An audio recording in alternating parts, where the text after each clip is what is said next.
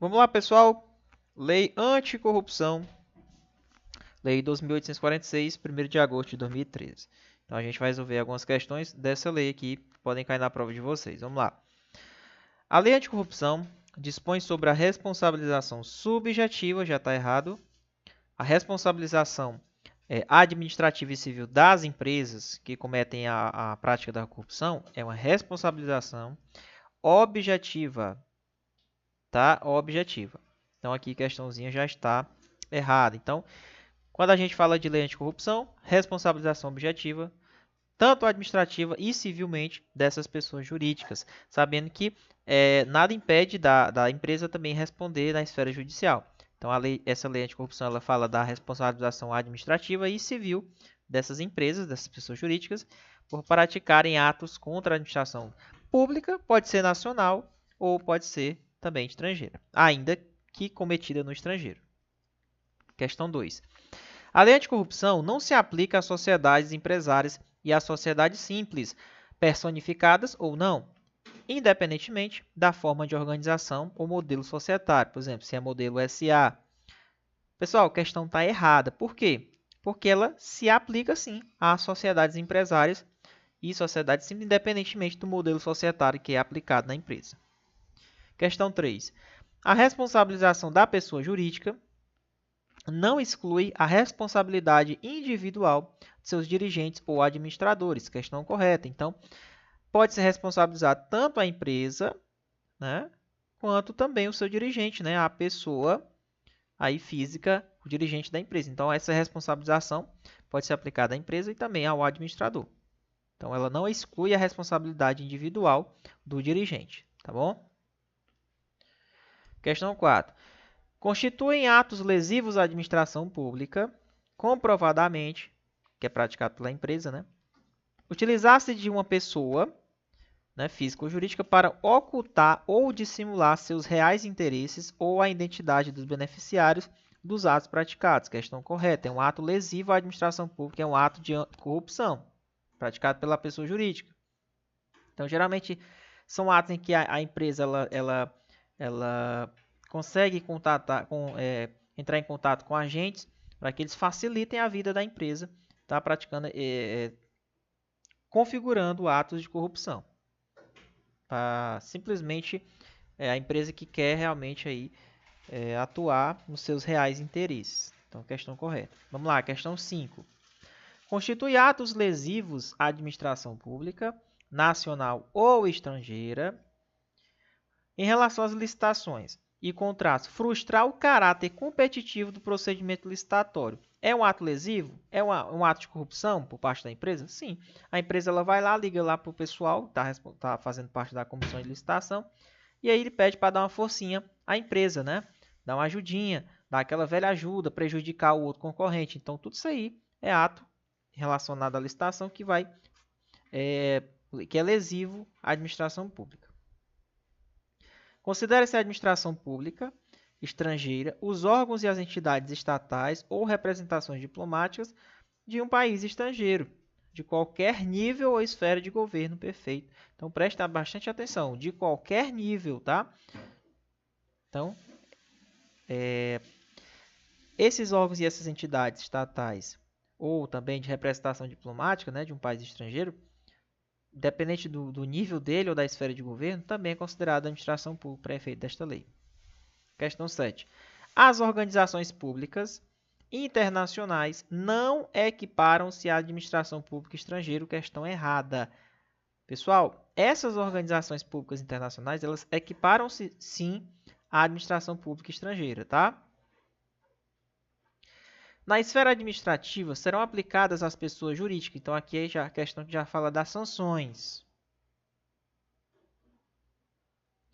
Na esfera administrativa, serão aplicadas às pessoas jurídicas consideradas responsáveis pelos atos lesivos multa no valor de 0,1% a 20% do faturamento bruto da empresa relacionado ao último exercício anterior ao da instauração do processo administrativo. Lembrando que é excluído os tributos, tá? Então, é de 0,1% a 20%. Então, é uma sanção aí relacionada à multa. Na esfera administrativa, lembrando que é na esfera administrativa, não é na esfera penal não, tá, pessoal? Dentro da esfera administrativa ainda. Na esfera administrativa, serão aplicadas às pessoas jurídicas que praticaram esses atos lesivos de corrupção, publicação extraordinária da decisão condenatória como sanção. Então, é publicado essa condenação, tá, extraordinária como sanção. É uma forma de sanção? Sim. Professor, se eu celebrar acordo de conveniência, aliás, o acordo de conveniência não, acordo de leniência, vou celebrar acordo de leniência, né? Vou fazer uma colaboração premiada, entregar o restante, como é que aconteceu. Eu sou isento dessa sanção de publicação extraordinária da decisão condenatória? Sim. Isso se você celebrar o acordo de leniência. Questão 10. A aplicação das sanções, ela exclui, em qualquer hipótese, a obrigação de reparar o dano integral do dano causado. E aí, professor? Foi aplicada as sanções administrativas. Exclui a obrigação de eu reparar integralmente o dano causado? Não, questão errada. Tá certo? Não exclui.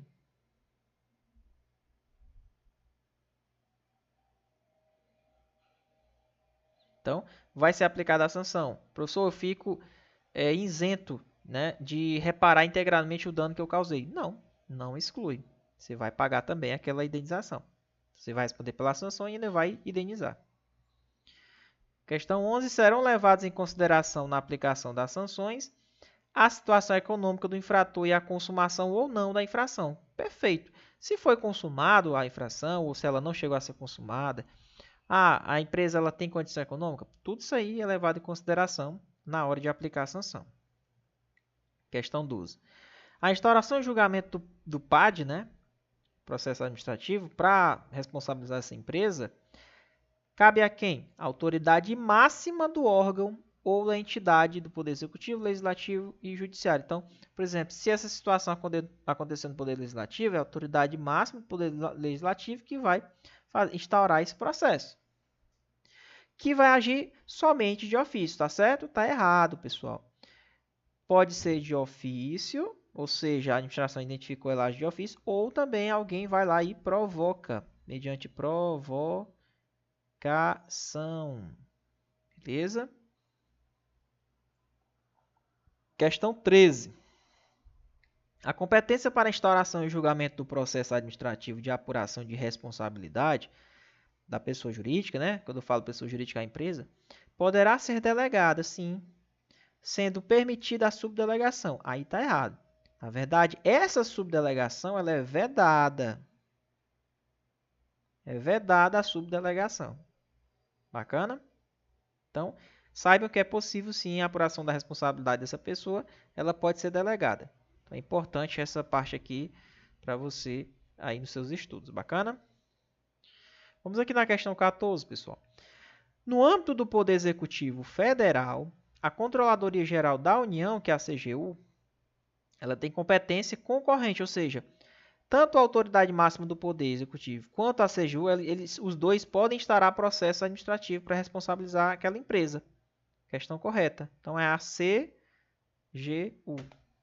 Cuidado que nas questões eles podem colocar outro órgão, TCU, alguma coisa do tipo, tá? Então, responsabilização concorrente. Questão 15. Compete ao TCU a apuração, o processo e o julgamento dos atos ilícitos praticados contra a administração pública estrangeira. Não é ao TCU, e sim à Controladoria Geral da União. Tá? CGU. 16. O processo administrativo para a apuração da responsabilidade será conduzido por uma comissão. Perfeita. Essa comissão é formada por quantos servidores, professor? 2 servidores estáveis. Questão correta. Cuidado com isso aqui, hein? 2 servidores estáveis. Então, é formada uma comissãozinha para fazer essa apuração. Questão 17. Essa comissão aqui, professor, ela deve concluir o processo em quanto tempo? 180 dias é certíssimo, é isso aí, tá? No prazo de 180 dias para conclusão do processo relacionado à responsabilização administrativa aí da empresa pelo processo de corrupção. Questão 18.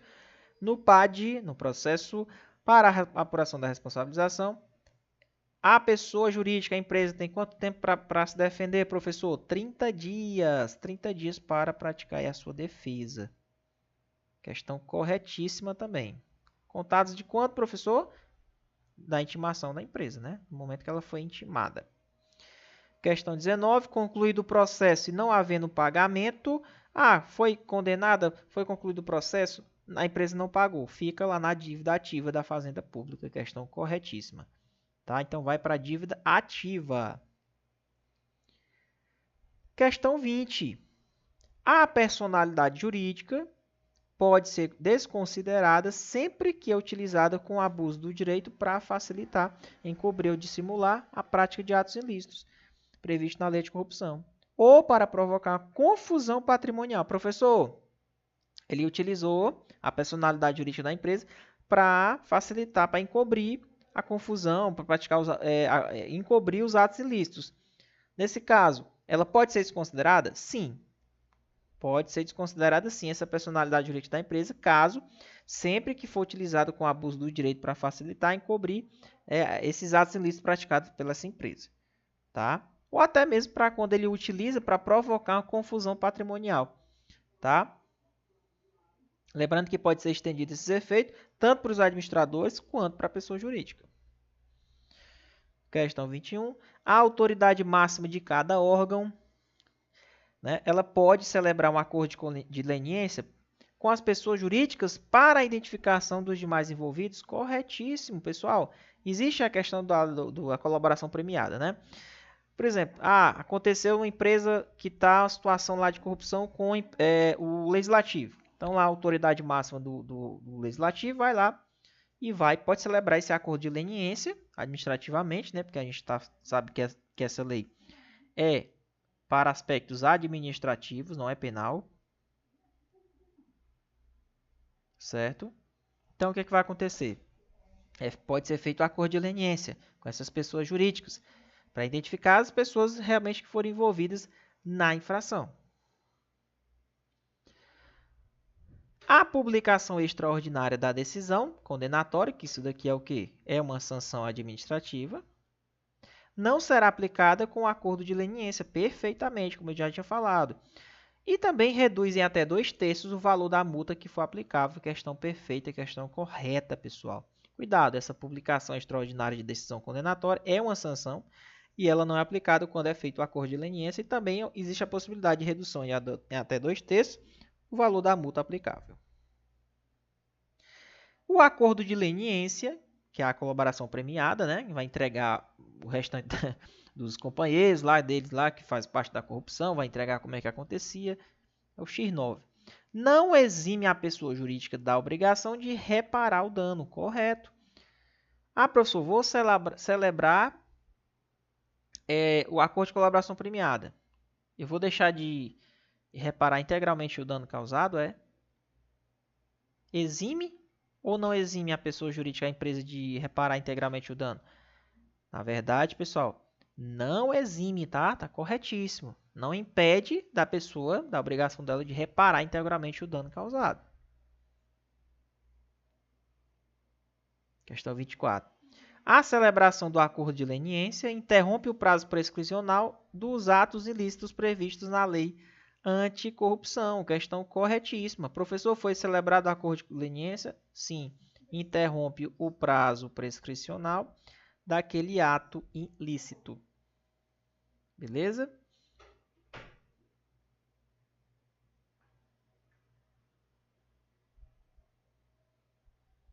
Tranquilo aí, pessoal? Muito importante isso aí nas questões de vocês, tá? Então, celebração do acordo de leniência interrompe o prazo prescricional dos atos ilícitos previstos na lei anticorrupção.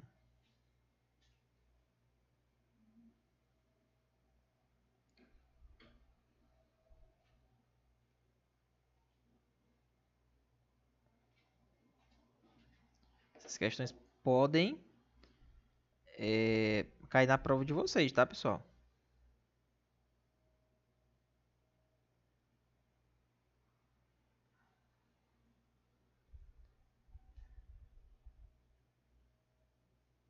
Aqui.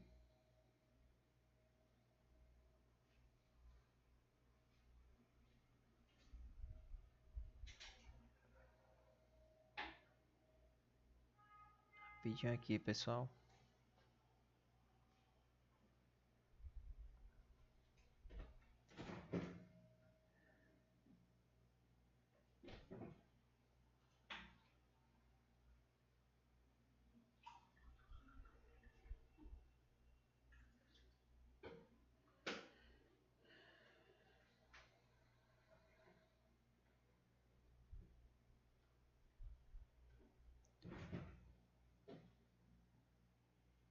Perfeito aí, pessoal, tá? Então, confirmando aí com vocês. Então, ó, aqui, vou olhar aqui o parágrafo que a gente tem essa parte aqui, que é uma das questões que pode cair na prova de vocês, tá?